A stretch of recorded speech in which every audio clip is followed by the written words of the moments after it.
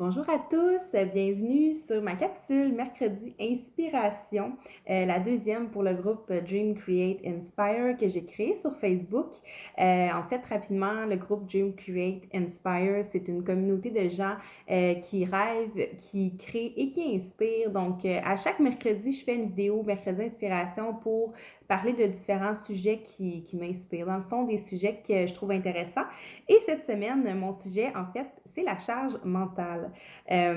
Plus précisément, la charge mentale des mamans. Fait que dans le fond, vous allez vous rendre compte que dans la vidéo aujourd'hui, je vais parler un petit peu de ma vie. Je vais vous faire un genre de, c'est ça, une petite introspection, un peu qu'est-ce que j'ai vécu dernièrement parce que je trouvais ça super intéressant en fait d'en parler.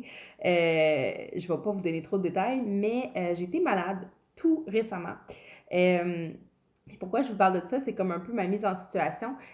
Mon conjoint et moi, vous allez comprendre ensuite pourquoi je vous raconte ça. Mon conjoint et moi, tout dernièrement, on a mangé quelque chose qui n'était pas bon. Et on a réagi d'une façon vraiment, vraiment, vraiment différente. En fait, notre corps a réagi d'une façon très différente, les deux, à ça. Je vous dirai pas c'est quoi qu'on a mangé et je vous dirai pas comment on a réagi au niveau digestif, mais vous devez vous en douter. Par contre, moi versus lui, c'est-à-dire, c'est ça, lui a réagi bon, digestivement parlant, ça n'a pas très bien été, mais ça a duré quelque chose comme 5 minutes, 10 minutes, c'était passé. OK?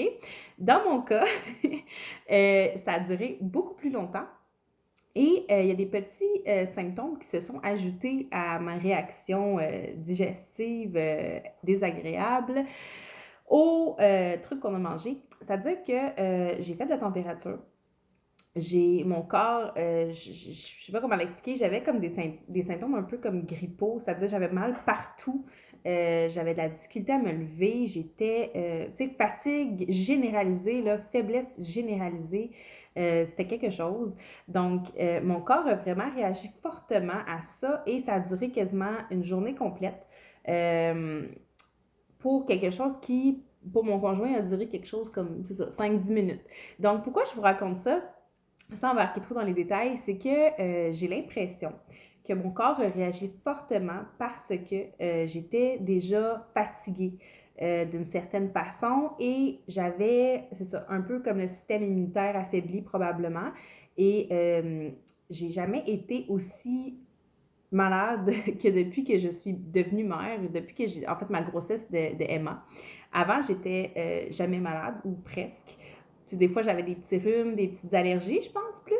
Mais depuis ma grossesse d'Emma, en fait, puis depuis, c'est ça, là, depuis que je suis mère, ben, j'ai été malade à plusieurs reprises, puis j'ai eu même des hospitalisations suite à tout ça. Pourquoi je vous parle de ça, en fait, c'est pour amener mon sujet de la charge mentale. C'est peut-être pas pour ça, mais j'ai l'impression que, étant donné que ma charge mentale, je vais vous expliquer un peu c'est quoi après, est très grande, ça m'encombre beaucoup et ça peut créer des malaises physiques, ça peut créer vraiment un déséquilibre au niveau c'est ça, mon équilibre corps-âme-esprit que je recherche tant. Et j'ai l'impression que c'est peut-être pour ça que ça a été beaucoup plus difficile pour moi de guérir, bref, de mon intoxication alimentaire. Donc, la charge mentale, en fait, pourquoi j'ai envie de vous parler de ça, c'est que ça fait un certain temps que je crois que le rôle des femmes en général, le rôle des mères est très difficile mentalement parlant. C'est difficile aussi, je veux dire, dans la vie de tous les jours. Là, je ne veux pas embarquer trop dans le négatif, mais au niveau mental, c'est vraiment là que c'est le plus intense. Étant donné que moi, j'ai toujours été une personne très perfectionniste, c'est ça, perfectionniste, anxieuse de performance, je veux toujours réussir fois mille, je veux toujours faire les choses parfaitement, ben, ça crée une charge et quand on ajoute à ça des enfants, une famille, plusieurs choses à gérer, ben ça devient comme, c'est ça, une charge mentale très élevée. Puis récemment, j'ai écouté une émission, j'écoute des Césos. Ben là, j'ai terminé en fait la saison 3 sur Netflix. Puis il y avait un épisode, j'en ai parlé avec mon amie Caroline justement. Je sais pas si Caro, tu vas écouter la vidéo, si tu l'écoutes, tu pourras commenter. Donc, c'est ça, il y avait un épisode où on avait, pour ceux qui l'écoutent, Randall et Beck, qui étaient en grand conflit. Donc, le sujet principal de leur conflit, en fait, c'est que Beck avait l'impression qu'elle se perdait un peu à travers son conjoint, mais ça venait chercher comme d'autres enjeux un peu plus profonds. C'est qu'on venait vraiment parler, en fait, c'est ça, de la charge mentale d'être mère. Tu sais, dans le fond, quand on devient mère, euh, tu sais, traditionnellement parlant, l'homme devient comme le pourvoyeur un peu de la famille, puis la mère reste à la maison pour s'occuper des enfants, s'occuper de la maison, s'occuper de la nourriture, s'occuper du ménage, de tout, en fait, qu'est-ce qui est maison, pour que le père puisse travailler et amener les revenus. Donc ça, c'est traditionnellement parlant. Aujourd'hui, dans la société, on a beaucoup changé. En fait, il y a beaucoup de gens, de couples qui fonctionnent différemment, puis qui ont essayé de changer cette dynamique-là, mais ça reste que c'est une dynamique qui est pas mal intégré, tu sais, avec le congé de maternité qui dure beaucoup plus longtemps que le congé de paternité. Donc, on peut, en fait, mixer le congé parental. Il y a comme un 25 semaines qu'on peut splitter et tout ça, mais généralement parlant, ça reste la mère qui a le plus long congé et le père qui a un 5 semaines et retourne travailler. Donc, je ne vais pas embarquer trop là-dedans, mais bref. Donc, c'est ça. Moi, dans ma vie, là, je vous parle de ma vie personnelle, ben, mon conjoint, les deux grossesses, en fait, post-grossesse, il a pris 3 semaines. Et le reste du congé, c'est moi qui l'ai pris. Donc, j'ai été à la maison beaucoup avec ma fille. Je ne suis pas retournée travailler entre mes 2 grossesses. Je suis toujours à la maison avec mon garçon présentement. Ma fille va à la garderie. Et donc, ça fait 2 ans bientôt que je ne travaille pas et que je suis comme dans un genre de cocon. Je ne sais pas comment l'expliquer. Je suis à la maison et je m'occupe de mes enfants, je m'occupe du ménage, je m'occupe le plus possible de la nourriture et je vais vous parler un peu plus de ça peut-être tantôt.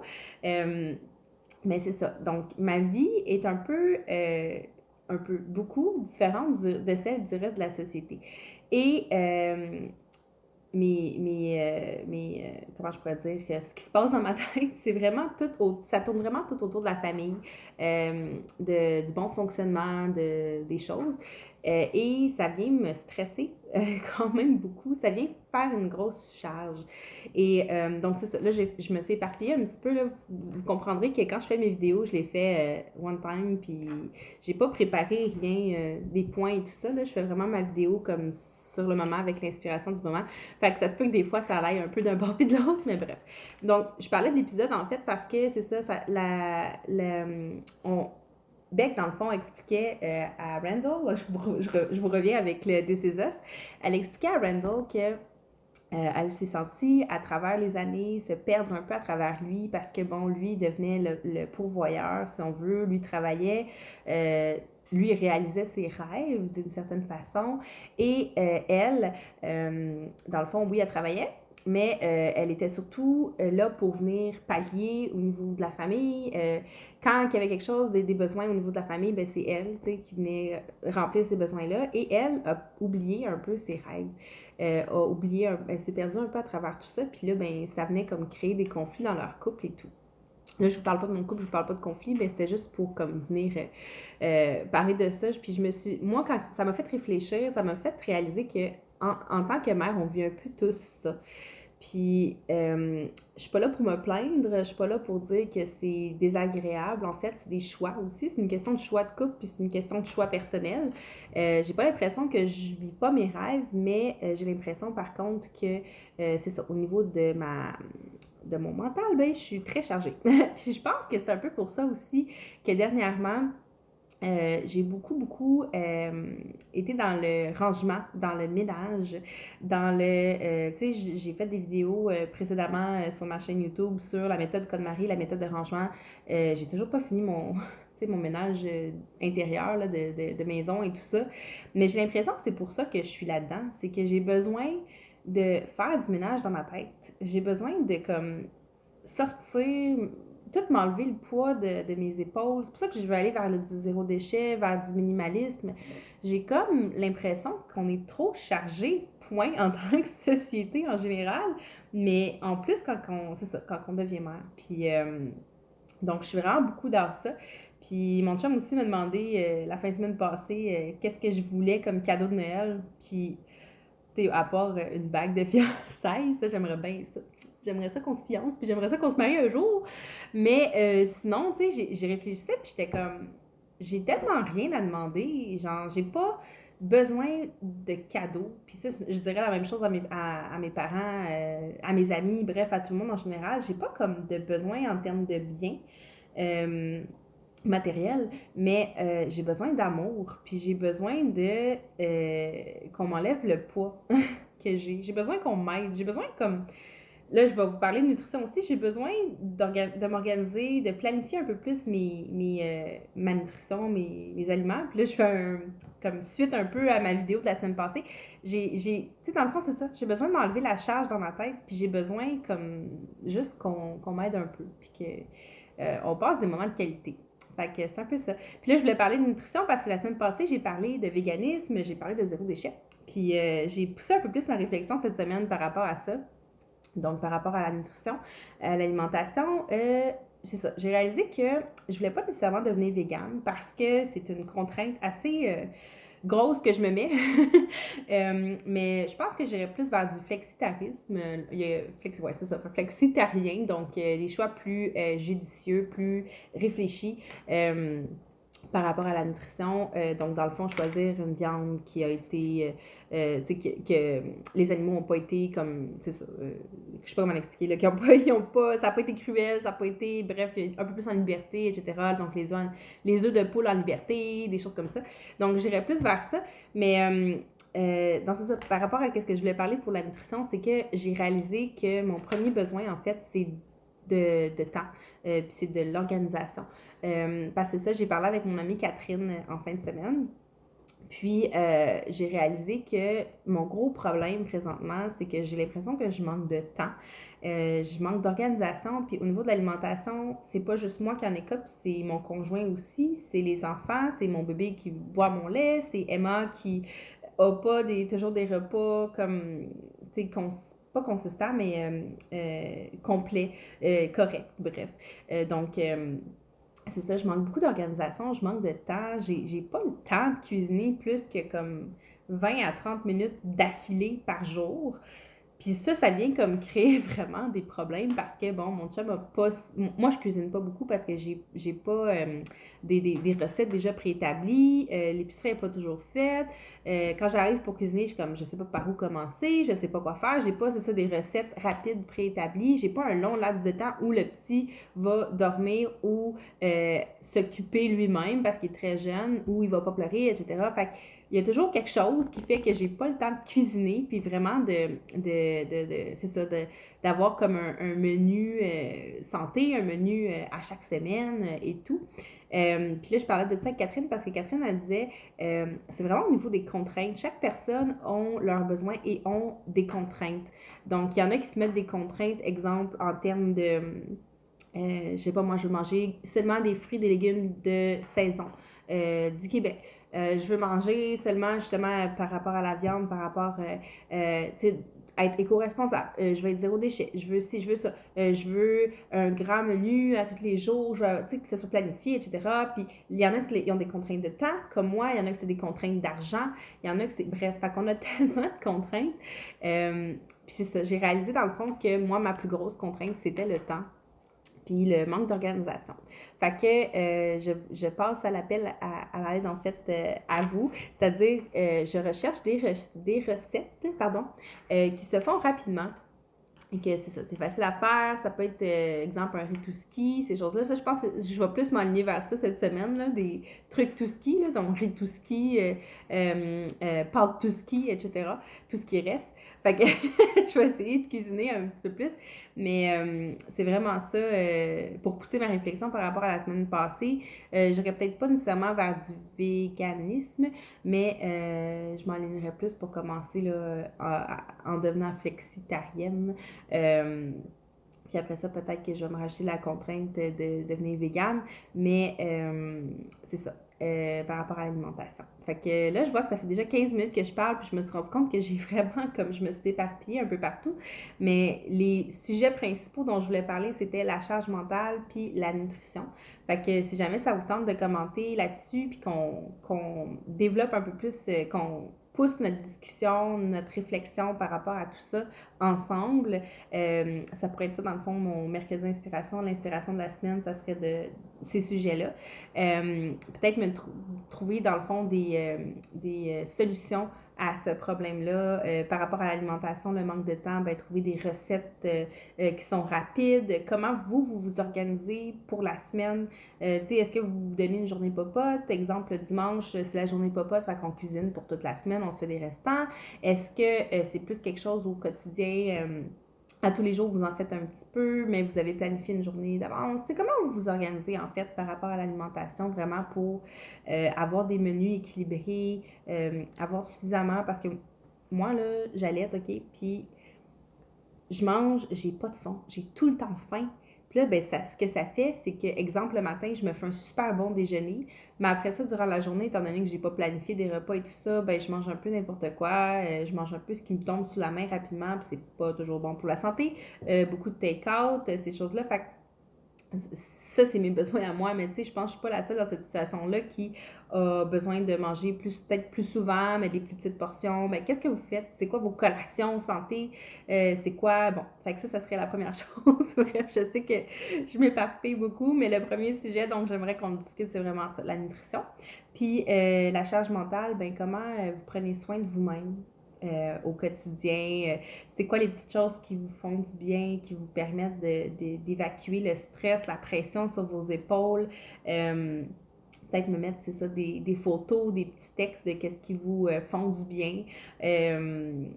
Sinon, ben, par rapport au rangement, est-ce que le fait de ranger votre environnement, ça vous fait du bien, puis ça vous inspire pour des nouveaux projets, des nouvelles choses? Donc, est-ce que ça vient diminuer votre charge mentale?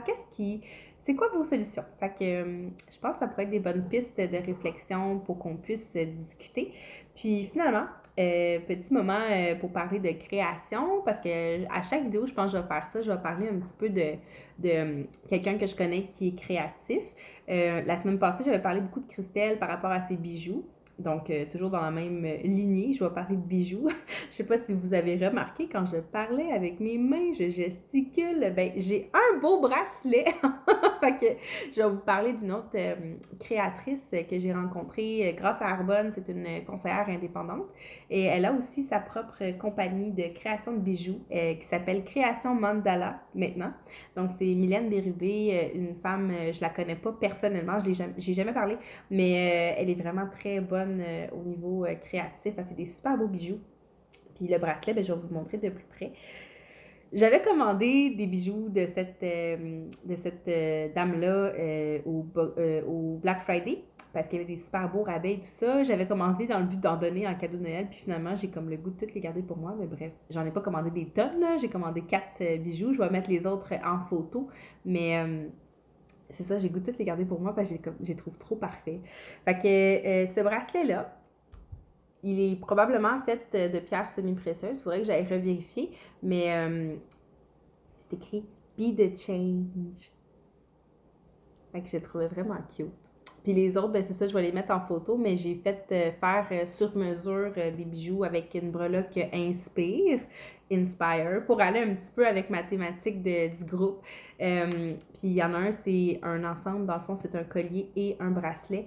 Le bracelet est écrit Inspire sur la breloque, avec un beau petit cœur. Puis le collier, c'est abondance. Fait que vraiment pour attirer l'abondance dans ma vie, l'abondance de joie, de bonheur, l'abondance, c'est ça. Fait que je trouvais ça super cute. Je voulais en faire un gratitude, mais c'était celui-là que je voulais faire gratitude. Puis étant donné que c'est comme or et tout ça, la breloque gratitude était seulement en argent. Fait que ça fitait comme moyen. Mais en tout cas, fait que c'est ça. C'est ma créatrice de la semaine.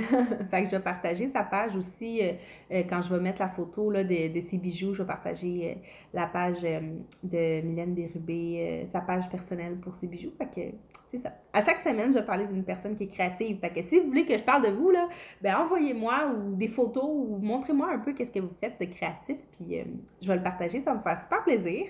Fait que ça ressemble à ça, mon mercredi d'inspiration de la semaine, ça fait 20 minutes, fait que je vais vous laisser là-dessus, mais j'espère que ça vous a justement inspiré à réfléchir, à parler de différentes choses, puis à vous faire du bien aussi. Fait que c'est ça, je vous laisse là-dessus. Bye!